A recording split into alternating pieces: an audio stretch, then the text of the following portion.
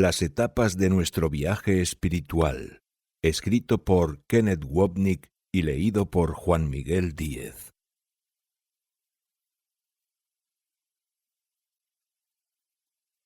―1. Introducción. Friedrich Nietzsche. El tema de este libro son las etapas de nuestro viaje espiritual. El marco lo constituyen los escritos de Friedrich Nietzsche, específicamente la sección Las tres transformaciones de su obra maestra Así habló Zaratustra. Tengo dos razones para hacer esto. La primera es personal.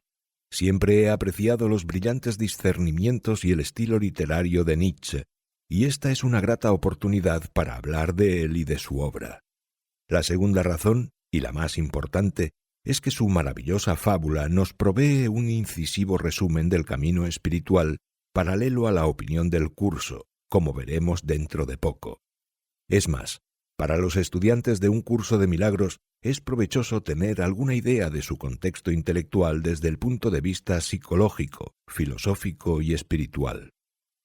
Para los interesados en el curso puede ser instructivo leer acerca de ideas que se escribieron mucho antes de la escritura del curso y observar que algunas de las comprensiones han existido desde hace milenios.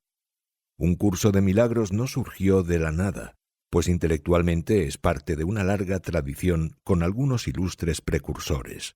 Y por eso, cuando nos familiarizamos con los principios del curso y luego leemos la obra de Nietzsche, suelen sorprendernos las perlas de sabiduría de este genio del siglo XIX.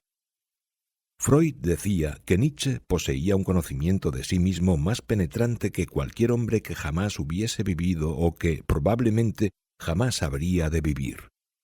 Una afirmación extraordinaria viniendo del padre del psicoanálisis. Nietzsche, que vivió de 1844 a 1900, en realidad comenzó su obra con su autoanálisis. Freud, que era 12 años menor que él, leyó mucho a Nietzsche durante su juventud y decidió que jamás lo volvería a leer. En sus palabras, Nietzsche era demasiado rico, con lo cual quería decir que era consciente de que Nietzsche estaba diciendo la misma clase de cosas que él, en esa temprana etapa de su vida, estaba simplemente intuyendo. Además, Freud reconoció a su manera la importancia de llegar a conclusiones similares, lo cual le permitiría desarrollar su propia ciencia del psicoanálisis. Creía que leer demasiado a Nietzsche interferiría en ese proceso. Así que, si bien tenía un respeto tremendo a Nietzsche, como se ve claro en la afirmación anterior, en realidad no lo estudió. Curiosamente, varias sesiones de un congreso psicoanalítico celebrado en 1907 o 1908 se le dedicaron a Nietzsche, y fue en una de esas sesiones donde Freud hizo el comentario acerca de su antecesor alemán. Uno de los conceptos psicoanalíticos clave, el id, el término con que Freud designa el inconsciente, en realidad procede de Nietzsche, indirectamente a través del asociado de Freud, George Grodeck, que era más joven. Nietzsche escribió acerca del inconsciente y lo llamó ello, que en alemán se dice es. Escribió el inconsciente tal como lo hizo Freud, salvaje, desenfrenado y sin embargo una fuerza que ejerce una influencia tremenda en nuestras vidas. Los traductores de Freud al inglés, en vez de traducir es como id, ello, utilizaron el latín id para que el psicoanálisis pareciese más científico. La influencia de Nietzsche fue extraordinaria, no solo en Freud, sino en muchos, muchos otros. Incluso se le podría llamar el padre del existencialismo. La famosa aseveración «Dios ha muerto», popular en los años 60 y 70, y en cierta medida también a día de hoy, es nietzscheana. Concluyo esta introducción con un breve resumen de la vida de Nietzsche. Su padre fue parte de una larga línea de pastores luteranos y murió cuando Nietzsche tenía 4 o 5 años. Sin embargo, la influencia de su padre fue decisiva, y en su edad temprana, Friedrich era profundamente religioso y, de hecho, estudió teología. Todo apunta a que fue un muchachito muy bueno, un niño obediente que siempre hacía lo que se le ordenaba. Había asistido a una escuela privada donde se le daba una educación estricta, y hay una historia que refleja este rasgo de absoluta obediencia. A los niños se les había instruido que caminasen a la escuela y de vuelta a casa a paso lento y mesurado. Un día cayó una tormenta y nuestro amiguito caminó a casa tal y como se le había indicado, sin correr ni buscar refugio. Por eso llegó a casa totalmente empapado. Esta clase de comportamiento contrasta marcadamente con la tendencia iconoclasta de su vida posterior. Friedrich fue criado por su mamá y 2 tías, y su genialidad propició que lo enviasen a una escuela donde estudiaría teología y filología, el estudio de los clásicos. Sin embargo, pronto abandonó la teología, y durante el resto de su vida fue un enérgico, cuando no virulento, crítico del cristianismo. Es más, de toda religión organizada. Creía que corrompía la moral de las personas y las mantenía en una posición inferior. Una vez se refirió a los sacerdotes como hombres débiles que dirigían a personas aún más débiles. Nietzsche dominaba a la perfección la lengua alemana. Walter Kaufmann, un gran erudito y traductor nietzscheano, se refería a él como uno de los pocos filósofos desde Platón, lo cual significa que incluía a Platón, que un gran número de personas inteligentes leían por placer, cosa que no sucedía, por ejemplo, con filósofos como Aristóteles, Hegel o Kant. Nietzsche a menudo escribía en un estilo aforístico, lo cual quiere decir que sus escritos están repletos de aforismos, dichos, fábulas, parábolas y relatos. Esto hace que la lectura sea más fácil, puesto que el lector no tiene que batallar con mucho intelectualismo, algo que Nietzsche aborrecía. Dicho sea de paso, por esa razón, en muchos círculos académicos, Nietzsche nunca fue considerado como un filósofo en el sentido habitual. Con su especialización en filología, Nietzsche recibió el doctorado a la temprana edad de 24 años, algo inaudito en esos años, y fue nombrado profesor de filología en la Universidad de Basilea, en Suiza. Poco después entró en contacto con el gran compositor Richard Wagner. Wagner tenía la misma edad que el padre de Nietzsche, y durante cerca de 10 años el hombre mayor se convirtió en un sustituto del padre de Nietzsche, que también era un gran amante de los dramas musicales del compositor. Cabe señalar que en sus días de estudiante, Nietzsche compuso varias piezas musicales, aunque creo que ninguna de ellas ha sobrevivido. Él sentía un gran respeto por Wagner, a quien veía como la esperanza de la cultura alemana, una posición que más tarde repudió. La primera obra importante de Nietzsche fue un libro muy influyente titulado El nacimiento de la tragedia, 1872. Hablaba de la tragedia como una forma de arte, comenzando con los antiguos griegos, a quienes descartaba, aduciendo esencialmente que ellos, incluyendo a Sócrates y a Platón en esta categoría, eran demasiado racionales y descuidaban el lado emocional de la vida. Esto reflejaba la distinción entre Apolo y Dionisos que Friedrich Schiller, un prominente poeta alemán, fue el primero en describir. Los apolíneos representan lo intelectual y lógico, mientras que los dionisíacos representan lo impulsivo y emocional. Nietzsche sentía que los griegos se inclinaban demasiado del lado de los primeros, y Richard Wagner era un ejemplo de los segundos. Era el que resucitó la tragedia y le devolvió su emoción. Nietzsche comenzó a romper con Wagner cuando tenía cerca de 30 años de edad, en parte porque creía que su antiguo mentor se había vendido al cristianismo. No era el caso. No obstante, Nietzsche lo veía así. Sin embargo, en realidad la ruptura fue más bien psicológica. Wagner era un hombre que solo permitía un genio bajo su techo, y por eso no había lugar para este joven intelectualmente precoz que era su protegido.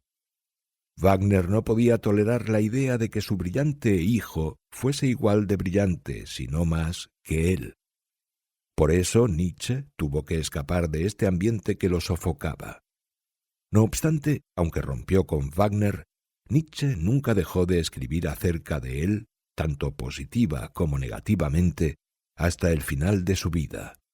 y siempre siguió siendo un defensor de la música de Wagner. Entre los demás libros importantes de Nietzsche se encuentran Más allá del bien y del mal, 1886, La genealogía de la moral, 1887, y El caso Wagner, 1888.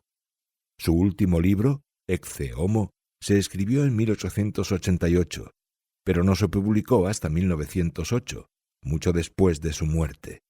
Y en este libro repasa y comenta todos sus escritos. El título se tomó de unas palabras en latín del Evangelio de Juan que se dice fueron pronunciadas por Poncio Pilatos cuando presentó a Jesús. He aquí el hombre, ecce homo. Debido a que Nietzsche no valoraba mucho a Jesús, ciertamente no a la figura bíblica, tomar esas palabras como título suponía la afirmación de que Jesús no era el hombre, él lo era. Nietzsche era una persona enfermiza. Padecía continuamente de mala salud y se veía aquejado por un dolor tremendo. Sufría severos ataques de migraña y su visión estaba muy afectada. Sus médicos le exhortaban a no leer ni escribir durante más de 1 hora diaria, si acaso. Sin embargo, generalmente él pasaba 9 o 10 horas al día trabajando y siempre estaba sufriendo.